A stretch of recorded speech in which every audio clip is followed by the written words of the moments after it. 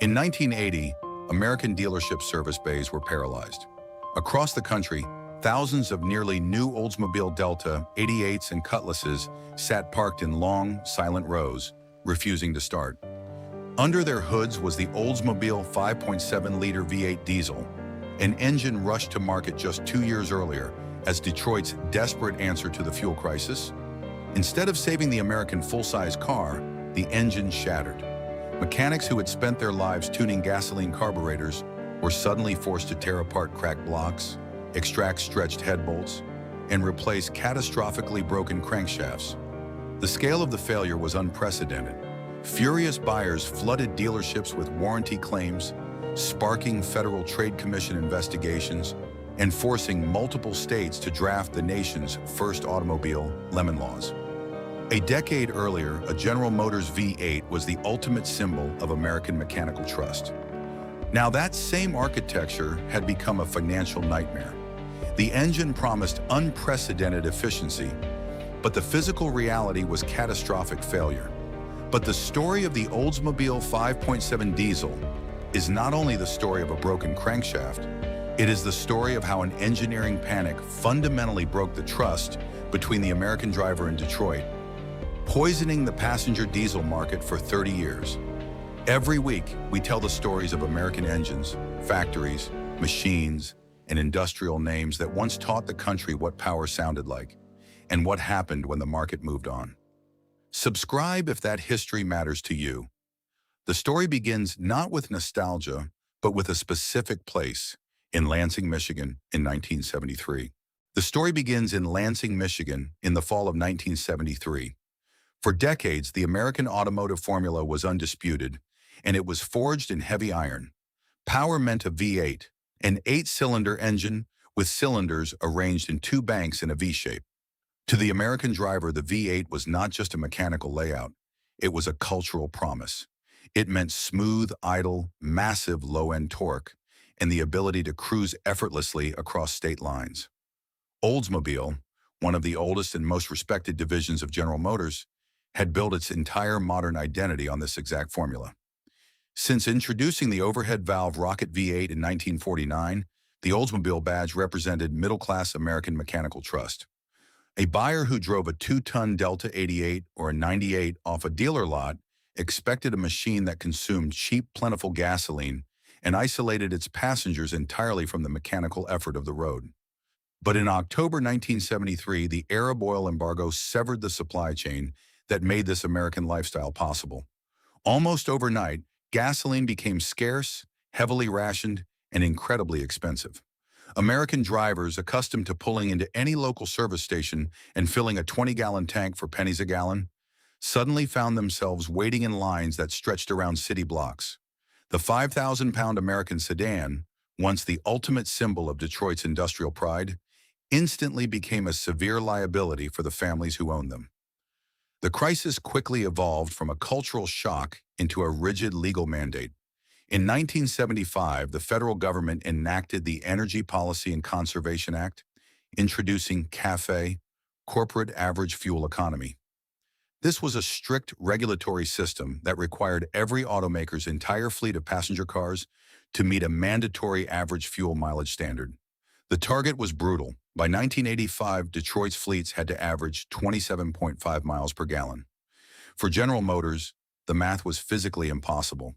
The traditional American V8, hauling a full-size steel body, struggled to achieve even half that number. If GM could not drastically and rapidly improve fuel efficiency across the board, they would face massive federal fines. Even worse, they would be forced to stop building the highly profitable full-size cars that kept their factories running. Detroit was in a state of absolute panic. They needed an engineering miracle, a power plant that could deliver the fuel economy of a compact 4-cylinder engine, but still provide the torque and smoothness required to move a heavy American luxury car. They turned to the diesel engine. A diesel engine, an engine that ignites fuel by compressing air until it becomes hot enough to burn diesel fuel, rather than using a spark plug, was not a new invention in the United States. In an American truck stop, the diesel meant range, pulling power, and fleet trust. Brands like Cummins, Caterpillar, and Detroit Diesel had proven that a diesel block meant ultimate industrial durability. But in the American passenger car market, diesel was virtually non-existent. The only automaker selling diesel cars in the United States with any notable success was Mercedes-Benz. Their imported diesel sedans were slow, clattery, and expensive, but they delivered exceptional fuel economy and a reputation for running forever. GM executives looked at the Mercedes diesel and saw a financial lifeline. If they could build an American passenger diesel, specifically a V8 diesel that fit perfectly under the hoods of their existing cars, they could save the full-size sedan. The task was handed directly to Oldsmobile. Lansing was the home of GM's most respected engine engineering division. If anyone could build a passenger diesel that an American homeowner would actually want to drive, it was the engineers who had perfected the V8. But there was a catastrophic corporate catch. Developing a completely new clean sheet engine architecture typically requires 5 to 7 years of testing and hundreds of millions of dollars in new foundry and factory equipment. General Motors did not have the time, and executives refused to spend the money. The federal deadlines were approaching fast, so corporate management handed Oldsmobile a rigid mandate that would dictate every failure that followed. The new diesel engine had to be built using the exact existing factory, tooling, machining lines, and external dimensions of the Oldsmobile 350 cubic inch gasoline V8. The Oldsmobile 350, a 5.7-liter gasoline engine, was a proven, reliable power plant. But a gasoline engine and a diesel engine experience fundamentally different mechanical violence. To ignite fuel without a spark, a diesel engine relies on massive compression, the squeezing of air inside the cylinder before combustion. A typical gasoline engine of the era compressed air at a ratio of about 8:1. To make the diesel combustion cycle work, Oldsmobile engineers had to force a compression ratio of 22.5:1. This meant the internal explosions were exponentially more punishing. In a heavy-duty highway truck, a diesel block, the main engine structure that holds the cylinders and major internal parts, is cast with incredibly thick iron walls to absorb the shock over 1,000,000 miles. Oldsmobile engineers were forced to fit this violent 22.5:1 compression ratio into a block architecture originally engineered for 8:1 gasoline pressures. The engineers did what they could within the rules. They thickened the internal webs of the 350 block. They designed a heavier forged crankshaft, the rotating shaft that turns piston motion into rotational power. They heavily reinforced the connecting rods, the steel parts that link the pistons to the crankshaft. To feed the engine, they adopted a Rusamaster rotary fuel injection pump, a system built by Stanadyne that sprays fuel into the engine more precisely than a traditional carburetor. This mechanical pump had to meter exactly the right amount of diesel into 8 cylinders at highway speeds, all while attempting to keep the traditional diesel clatter quiet enough that a buyer in a luxury Oldsmobile 98 wouldn't feel like they were operating a farm tractor. However, the engineering team remained entirely trapped by the physical dimensions of the Lansing gasoline engine machining lines. The distance between the centers of the cylinders could not change. Most importantly, the head bolt pattern, the specific arrangement of threaded holes used to clamp the cylinder head tightly to the block, had to remain exactly the same as the gasoline V8. The gasoline 350 used only 10 bolts per cylinder head. In the diesel, those same 10 bolts were now tasked with holding back the ferocious pressure of a 22.5:1 compression ratio. But because the block had to run down the existing factory lines in Lansing without requiring GM to buy new manufacturing equipment, the bolt pattern could not be altered. To the executives in Detroit, this compromise was an absolute industrial triumph. They had found a way to build a brand new, high-efficiency diesel engine without building a new factory. The development cost was a mere fraction of what a clean sheet design would have required. By late 1977, the engine, officially designated the LF9, was ready for mass production. Inside the Lansing factory, early prototype engines were run on dynamometers, and the numbers looked brilliant. The LF9 could deliver a staggering 40% improvement in fuel economy over its gasoline counterpart. For a nation terrified by gas lines and the next oil shock, this was not just a new engine option. It was pitched as a national security measure. The block was ready, the federal deadline was met, and Detroit believed it had brilliantly solved the fuel crisis. The industry had not yet discovered what would happen when that financial compromise met the physical reality of the American highway. When the 1978 model year officially arrived in the fall of 1977, the Oldsmobile 5.7-liter diesel V8 hit American dealership floors. The timing was flawless.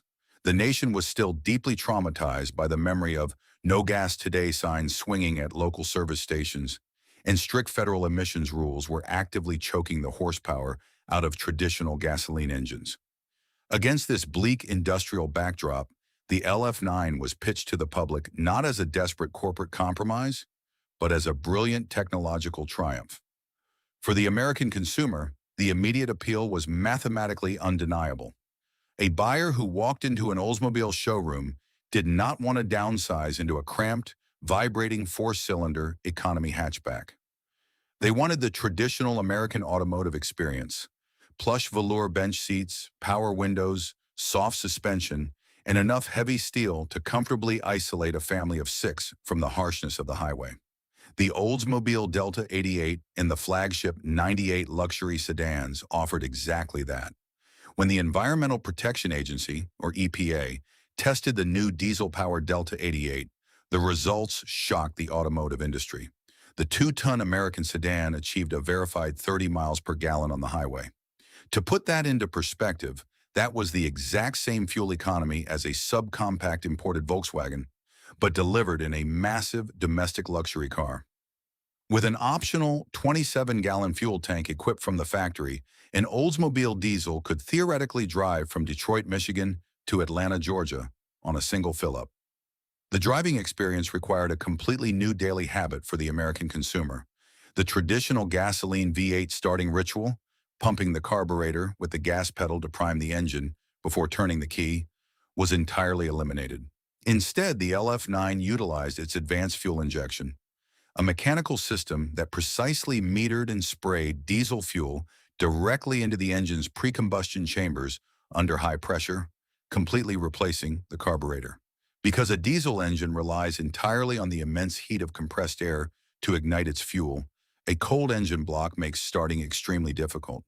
To solve this, Oldsmobile utilized glow plugs, small, electrically heated elements threaded directly into the cylinder head that warmed the combustion chamber before cranking. When a driver sat behind the wheel of a 1978 Cutlass Supreme diesel on a cold morning, they turned the key halfway and waited for a yellow "Wait to Start" light to illuminate on the dashboard. Once the glow plugs reached their operating temperature, the light switched off and the driver could safely crank the engine. It was a momentary delay, but to the consumer of the late 1970s, it felt like stepping into the sophisticated future of automotive technology. Once the engine finally fired, it did not sound like a traditional, smooth-idling Oldsmobile Rocket V8. The massive 22.5-to-1 compression ratio, the extreme squeezing of the fuel-air mixture inside the iron cylinder, created a distinct, sharp, metallic clatter at idle. It sounded undeniably like a piece of industrial machinery. But General Motors engineers had anticipated this psychological hurdle. They packed the engine bay and the firewall with thick layers of heavy sound-deadening insulation.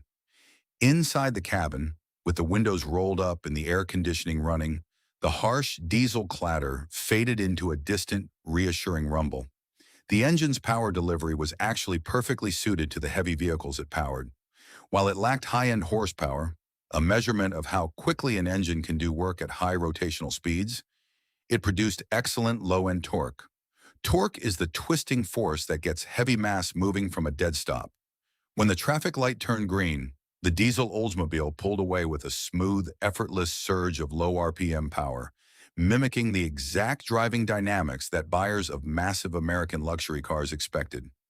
The market response was explosive. Dealerships across the country were immediately overwhelmed with orders. Buyers happily paid the premium price, often an extra $700 to $850 on the window sticker, a significant sum in 1978, just to get their hands on the diesel option. Waiting lists stretched for months. The Lansing factory lines were pushed to their absolute maximum capacity, casting, machining, and assembling LF9 blocks around the clock to meet the desperate consumer demand. Seeing the incredible initial sales data, General Motors corporate executives immediately expanded the engine's reach far beyond the Oldsmobile brand.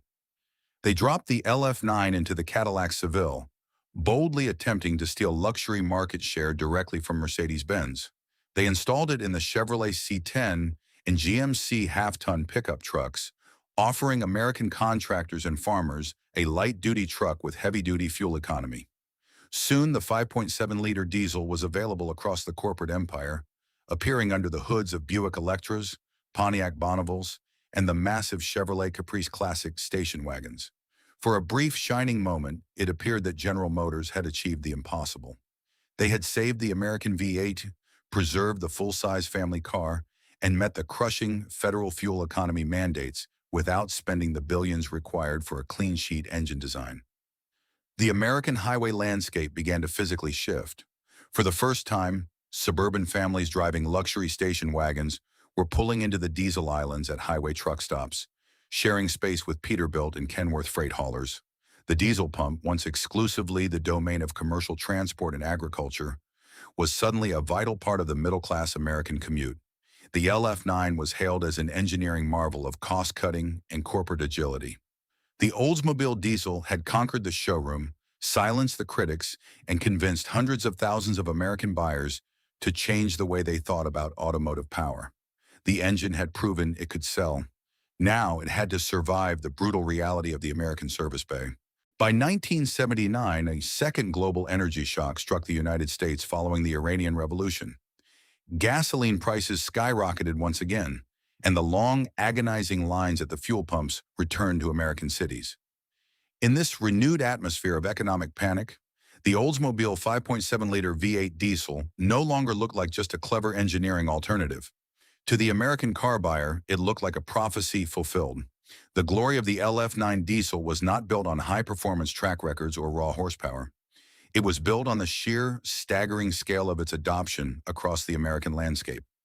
By 1980, the Oldsmobile diesel was no longer a niche option for experimental buyers. It had become the dominant passenger diesel engine in North America, single-handedly creating a market that had never existed before. At the Lansing, Michigan engine plant, the foundries and machining lines were operating at an absolute fever pitch. General Motors could not cast the heavy reinforced engine blocks fast enough to satisfy the relentless dealer orders. The 5.7-liter diesel had bled far beyond the Oldsmobile division. If an American driver walked into almost any General Motors dealership, they could check the option box for the LF9. It was bolted into the engine bays of the Buick LeSabre and the Pontiac Bonneville. It powered the luxurious Cadillac Fleetwood Brougham. It was heavily ordered by fleet managers for the Chevrolet C10 half-ton pickups and GMC Vandura work vans. The engine was physically rewriting the daily rituals of American transportation. Before the LF9, the diesel fuel pump at a standard American service station, if the station even had one, was usually relegated to a dirty, oil-stained island around the back of the building, reserved exclusively for commercial box trucks, agricultural tractors, and heavy freight haulers. But as hundreds of thousands of General Motors diesel cars flooded the roads, gas stations across the country began moving the green diesel pump handles right to the front canopy. A profound cultural shift was happening at those fuel islands. Housewives driving wood-paneled Oldsmobile custom cruiser station wagons were pulling up next to long-haul truck drivers. White-collar workers in tailored suits were learning how to wipe diesel fuel off their hands before grabbing the steering wheel of a Cadillac Seville. The sharp, metallic clatter of the 22.5-to-1 compression ratio, a sound that Americans had previously associated exclusively with Greyhound buses, earth-moving equipment, and freight trains, was suddenly echoing through suburban grocery store parking lots and quiet residential cul-de-sacs. In an America where a single engine could decide whether a family could afford a summer road trip, a contractor could keep his truck on the highway, or a domestic automaker could survive federal regulation, power was not an abstraction. It was iron, fuel, labor, heat, sound, repair, and trust. At its absolute peak in 1981, General Motors sold roughly 310,000 diesel-powered passenger cars in a single year, capturing an astonishing 60% of the entire American passenger diesel market. They were crushing their European competitors on sheer volume. The LF9 had successfully bridged the gap between the heavy-duty industrial world and the luxury American driveway. General Motors executives boldly predicted that within a decade, Up to 20% of all passenger cars sold in the United States would be powered by a diesel engine. The American V8 had seemingly found a permanent way to survive the fuel crisis. The factories were running, the dealerships were highly profitable, and the buyers felt mathematically vindicated every time they checked their highway fuel economy. But scale is a dangerous thing. When an engine is built by the hundreds of thousands, any hidden mechanical flaw is no longer just an engineering problem. It becomes a catastrophic system failure. And deep inside the Lansing engine blocks, a fatal countdown had already begun. By late 1980, the Lansing engine plant had transformed into a cathedral of high-volume diesel production. The sheer physical scale of the operation was staggering. To meet the insatiable dealer demand, the foundry, a factory facility that produces metal castings by pouring molten metal into molds, was churning out thousands of heavy, reinforced iron blocks every single week. The machining lines ran 24 hours a day, drilling, honing, and tapping the identical 10-bolt cylinder head patterns that had been deliberately carried over from the gasoline V8 architecture. In American showrooms from Ohio to California, the 5.7-liter diesel had become a license to print money. The Oldsmobile Cutlass Supreme was rapidly becoming the best-selling passenger car in the United States, and a massive percentage of buyers were demanding the LF9 engine option. A dealership salesman did not need to talk about horsepower, towing capacity, or 0 to 60 times. He only had to point to a newspaper headline detailing the latest Middle Eastern oil shock or domestic gas rationing. A suburban family would eagerly trade in a thirsty 6-year-old gasoline station wagon and drive off the lot in a brand-new, diesel-powered Oldsmobile custom cruiser, entirely convinced they had just outsmarted the global energy market. The scale of the 5.7-liter V8 was so immense that it forced a rapid physical evolution in the American automotive service network. Before the LF9, a local neighborhood auto parts store rarely stocked specialized diesel components. But by 1981, parts counters across the Midwest and the Sun Belt were dedicating entire aisles to the single General Motors engine platform. Shelves were lined with heavy-duty 15WW40 motor oil, a thicker, highly detergent oil formulated specifically to suspend the heavy soot created by the diesel combustion process. Hardware stores and independent garages stocked replacement glow plugs and diesel fuel additives by the thousands. The traditional American mechanic, a tradesman whose entire career had been built around adjusting carburetors, setting spark plug gaps, and tuning gasoline ignition systems, had to adapt overnight. Dealership service bays were suddenly filled with the sharp, metallic clatter of diesel combustion. Mechanics were sent to rush training seminars to learn how to time a Stanadyne rotary fuel injection pump. Thick, oil-stained factory service manuals were opened on workbenches across the country, detailing a new mechanical language of pre-combustion chambers, injection pressure, and heavy-duty starting systems. For a brief, highly profitable window, this new ecosystem functioned perfectly. The dealerships were making money on the initial vehicle sale, and the service bays were staying busy with standard, high-margin routine maintenance. The American highway was changing. The sound of a diesel engine idling in the driveway of a suburban split-level home was no longer an anomaly. It was a status symbol of fuel-conscious luxury. The prestige of the engine went beyond mere fuel economy. It successfully hijacked the deep cultural trust that Americans held for heavy industry. For generations, the word diesel meant indestructible iron. It was the power behind the Mack trucks hauling freight across the interstates and the Caterpillar tractors cutting the highways. When General Motors bolted a chrome diesel badge onto the trunk lid of a Buick Electra or a Cadillac Fleetwood Brougham, they were implicitly promising that same level of million-mile commercial durability to the everyday driver. Buyers genuinely believed they were purchasing an engine that would simply never wear out. Families justified the expensive factory premium price tag by telling themselves the heavy iron block would easily outlast the car's steel body. By the end of the 1981 model year, there were over 500,000 passenger diesels produced by General Motors on the road. The 5.7-liter LF9 had achieved exactly what Detroit executives had desperately hoped for when they first mandated its compromised, cost-cutting design back in 1973. It had insulated the massive, highly profitable American rear-wheel drive sedan from the crushing weight of federal corporate average fuel economy regulations. It had beaten the European imports on sheer, overwhelming volume. It had convinced the American public to fundamentally change their refueling habits, their starting rituals, and their definition of what a luxury car should sound like. General Motors felt so financially invincible that they began pouring millions of dollars into developing a smaller 4.3-liter V6 version of the diesel, fully intending to completely dieselize their upcoming front-wheel drive vehicle platforms. The executives in the boardroom believed they had permanently rewritten the future of American transportation. But the absolute triumph of scale is also a systemic trap. When a company builds an engine by the hundreds of thousands, a minor engineering shortcut ceases to be an isolated defect. It becomes a catastrophic time bomb. The LF9 was not a clean-sheet industrial machine. It was a violent 22.5-to-1 compression ratio forced inside a gasoline air cage. The engine had conquered the showroom floor. It had successfully masked the fuel crisis. But deep inside those heavy iron blocks, hidden beneath the valve covers, and subjected to the relentless daily pressure of the American highway commute, the metal was already beginning to stretch. The first crack in General Motors' diesel empire did not sound like a catastrophic explosion. It sounded like a sudden, quiet loss of power, followed by an engine that simply refused to restart.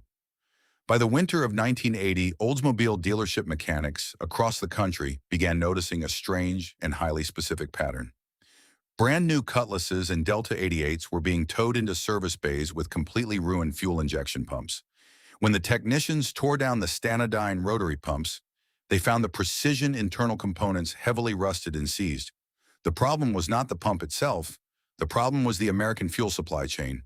In the late 1970s, diesel fuel in the United States was primarily stored in underground tanks at highway truck stops or rural agricultural co-ops. These tanks were notorious for accumulating condensation and groundwater. For a massive Kenworth or Peterbilt freight truck, this was a known operational hazard, which is why commercial heavy-duty trucks were universally equipped with large water separators, filtering devices that physically stripped water out of the diesel before it could reach the engine. But when General Motors engineers designed the LF9, they were operating under strict corporate cost-cutting mandates. To save a few dollars per vehicle and to simplify the engine bay for suburban consumers accustomed to low-maintenance gasoline cars, GM omitted a water separator entirely. The Oldsmobile diesel had no way to defend itself against contaminated fuel. When water-laden diesel reached the tight, precision-machined internal surfaces of the injection pump, the metal rusted almost instantly. The pump would seize, and the rotational force of the running engine would violently snap the pump's internal drive shaft or shred the engine's timing chain. This was a frustrating and expensive repair that infuriated buyers, but it was only a symptom of a much deeper, fatal engineering compromise. The true collapse of the Oldsmobile diesel was waiting deep inside the engine block. The LF9 was fundamentally trapped by its gasoline architecture. To save hundreds of millions of dollars in tooling costs, GM executives had forced a violent 22.5-to-1 diesel compression ratio into an engine block that used a traditional gasoline cylinder head bolt pattern. There were only 10 bolts per cylinder head. To make this work, engineers utilized torque-to-yield head bolts, specialized steel fasteners designed to stretch permanently when tightened at the factory, theoretically providing a stronger, more even clamping force to hold the cylinder head tightly against the engine block. But theoretical engineering rarely survives the physical violence of the American highway commute. Under the relentless, hammering pressure of diesel combustion, those 10 bolts began to stretch just a microscopic fraction too far. That tiny loss of clamping force was all it took. The immense cylinder pressure blew right past the head gasket, the critical sealing layer between the engine block and the cylinder head. Once the head gasket failed, the engine's pressurized liquid cooling system found a direct path into the combustion chamber. This created a catastrophic mechanical nightmare known as hydrolocking. When an engine is running, pistons move up and down to compress air and fuel. Air is a gas, it can be compressed. Liquid coolant cannot. When a driver was cruising down the interstate at 65 miles per hour and a stretched head bolt finally let go, coolant flooded the cylinder. As the heavy piston traveled upward on its compression stroke, it slammed into an unyielding wall of liquid. The kinetic energy of a 2-ton American vehicle traveling at highway speeds had to go somewhere. Since the liquid would not compress, The internal metal of the engine surrendered instead. In a fraction of a second, the tremendous force bent the heavy steel connecting rods. It cracked the iron cylinder walls. In the most severe cases, it shattered the cast iron crankshaft into pieces, instantly transforming a brand new, high-efficiency power plant into 300 pounds of useless scrap metal. A driver would hear a sudden, deafening mechanical bang, followed by a thick cloud of sweet-smelling white smoke billowing from the tailpipe, and then absolute silence as the luxury sedan coasted dead to the shoulder of the highway. By 1981, this catastrophic sequence was playing out by the thousands. Dealership service bays that had been highly profitable just a year earlier were now completely paralyzed. Mechanics who had spent their entire careers casually swapping out spark plugs and tuning carburetors were suddenly overwhelmed with furious customers demanding complete engine replacements under warranty. The backlots behind Oldsmobile, Buick, and Cadillac dealerships became sprawling graveyards of nearly new luxury cars, waiting weeks, sometimes months, for replacement engine blocks to arrive from the Lansing factory. The American service network, the critical bond of trust between the automaker, the dealer, and the buyer, was completely buckling under the weight of the failures. GM desperately attempted to issue revised head gaskets and slightly stronger bolts. But the fundamental geometric flaw of the 10-bolt pattern remained. The blocks were still rolling off the assembly line, but the industry around them was already beginning to panic. The mechanical collapse was complete, but the financial, legal, and cultural destruction of the American passenger diesel had only just begun. By 1982, the catastrophic failure of the Oldsmobile 5.7-liter diesel had mutated from a mechanical defect into a nationwide corporate crisis. The American Automotive Service Network, the delicate ecosystem of dealerships, mechanics, parts suppliers, and warranty administrators that keeps a vehicle running after purchase, was completely buckling under the strain. The crisis hit the mechanics first. Dealership technicians in the United States typically worked on a flat-rate system, meaning they were paid a fixed amount of time for a specific job, regardless of how long it actually took. Before the diesel, a skilled mechanic could make an excellent living performing routine maintenance and minor repairs on predictable gasoline V8s. But there was no efficiency in extracting a hydro-locked LF9 from a Cadillac Seville, tearing down the heavy iron block, and attempting to reassemble a replacement engine using factory parts that were inherently flawed. Mechanics were losing money, dealership service bays were paralyzed, and the critical bond of trust between the wrench and the factory was breaking down.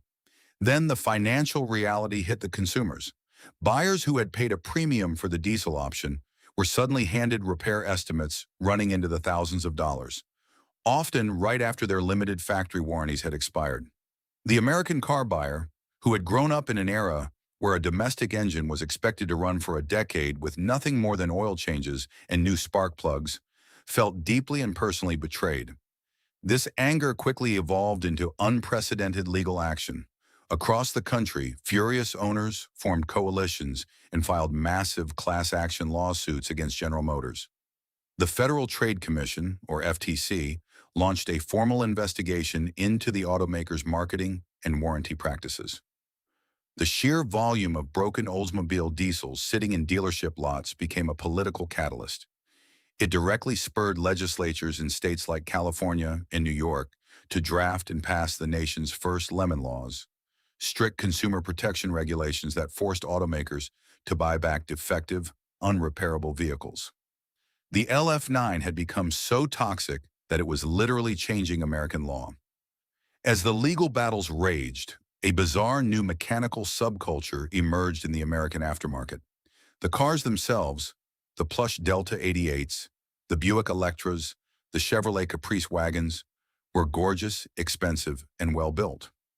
The only problem was the shattered diesel block sitting between the front fenders. At independent machine shops, salvage yards, and corner garages across the Midwest, a new repair ritual was born: the diesel-to-gasoline swap. Resourceful mechanics realized that because the diesel LF9 shared its external dimensions and motor mount locations with the traditional Oldsmobile 350 gasoline engine, they could simply tear out the ruined diesel and drop in a used gasoline V8. This was not a simple bolt-in procedure. The mechanic had to completely drain and flush the diesel fuel tank, replace the heavy-duty fuel lines, install a traditional carburetor, and entirely rewire the ignition system to support spark plugs instead of glow plugs. But for a desperate owner facing a worthless car, a gasoline swap was the only way to save their investment. Thousands of luxury American sedans left independent garages with a diesel badge still glued to the trunk, but a smooth idling, salvaged gasoline V8 quietly running under the hood. In a frantic attempt to save their diesel empire, General Motors engineers finally did what they should have done in 1973.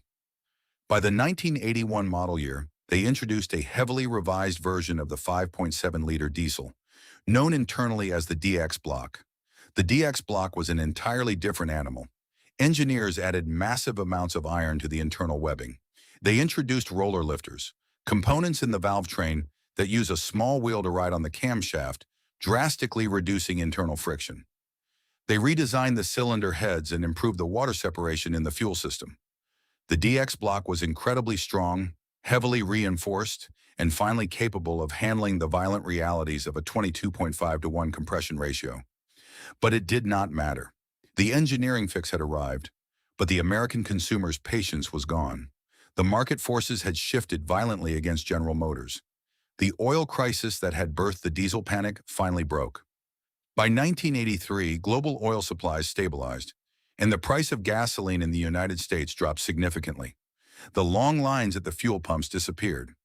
Suddenly, the primary incentive for buying a diesel, saving money on expensive fuel, was erased. Without the threat of a fuel shortage, buyers looked at the Oldsmobile diesel and saw only its horrific reputation. The collapse in sales was staggering.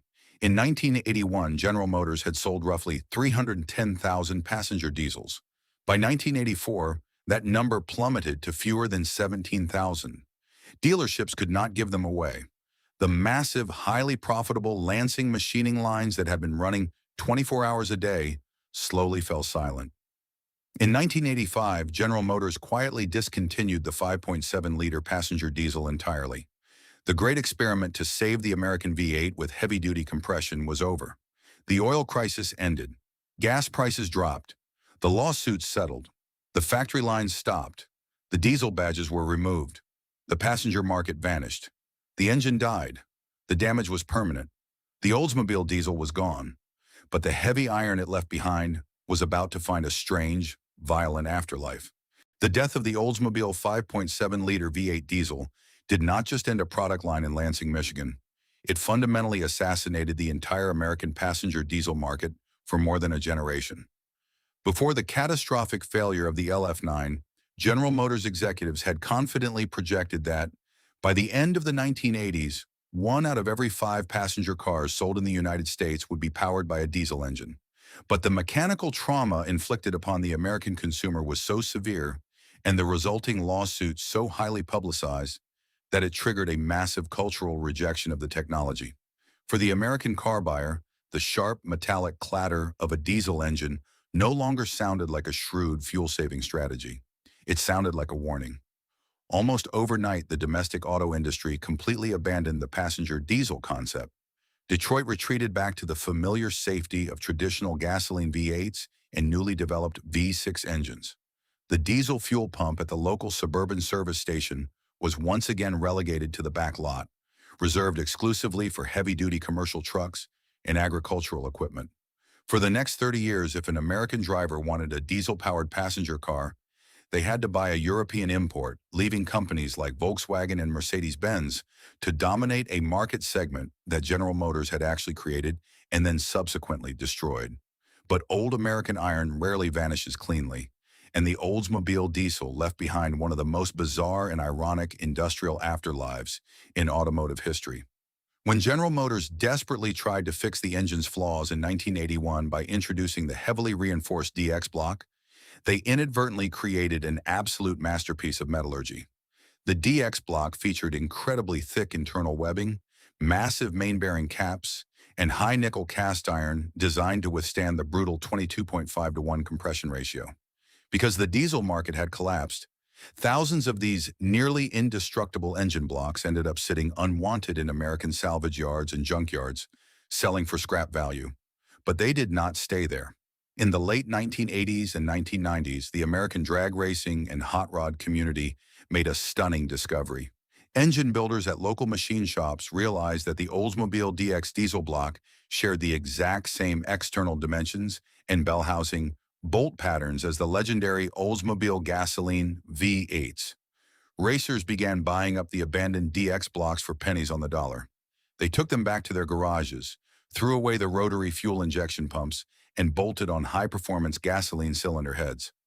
The engine block that was famous for blowing head gaskets and shattering under the stress of daily commuting was suddenly being transformed into a fire-breathing gasoline race engine. Because the DX block was cast with such incredibly thick iron to survive diesel compression, it could easily handle the massive internal cylinder pressures of aftermarket superchargers, turbochargers, and nitrous oxide injection. Racers bored out the cylinders, dropped in forged pistons, and built massive displacement gasoline V8s that produced well over 1,000 horsepower. This is not just automotive nostalgia. A repurposed Oldsmobile DX block sitting in the engine bay of a drag racing car is a physical, working argument about the realities of American manufacturing. It proves that the foundries in Lansing were entirely capable of pouring incredibly strong, durable iron. The metal was never the problem. The failure was a systemic corporate decision to prioritize tooling costs over mechanical physics. The Oldsmobile 5.7-liter diesel remains the ultimate cautionary tale of the American automotive industry. It is a story about what happens when corporate executives attempt to cheat the laws of thermodynamics to meet a federal deadline. General Motors took the most trusted architectural platform in their arsenal, the traditional American V8, and asked it to perform a task it was never engineered to do. They promised the American driver the fuel economy of the future, but they refused to spend the money required to actually build it. The engine taught America a bitter lesson about mechanical trust. It proved that a badge on a trunk lid cannot override a stretched head bolt, and that an engine must be built for the reality of the highway, not just the math of the boardroom. Today, the Lansing factory lines that desperately machine those 10-bolt engine blocks have long since been retooled or demolished. The class action lawsuits have faded into legal archives. The Oldsmobile brand itself was entirely shut down by General Motors in 2004, relegated to the history books alongside Pontiac and Saturn. The great diesel panic of the late 1970s is now just a distant memory of gas lines and corporate desperation. But somewhere in a Midwestern salvage yard, partially hidden beneath a layer of tall grass and rusted steel, a weathered chrome Oldsmobile diesel badge still clings to the trunk lid of an abandoned Delta 88. Beneath the hood, the heavy iron block sits silent, its head bolts stretched, its crankshaft broken, waiting for a mechanic who is never coming back. See you in the next one.